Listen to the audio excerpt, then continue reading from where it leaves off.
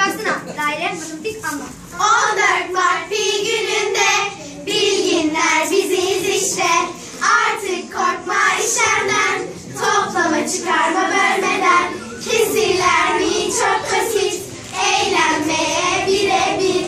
Basit kesir bileşik, tam sayılı da gerekir. Hey bak siz çok eğleniyorsunuz. Daire ve çember var işte. Şaka maka deyip çok da geçme. Dinle bak öğren pi işte.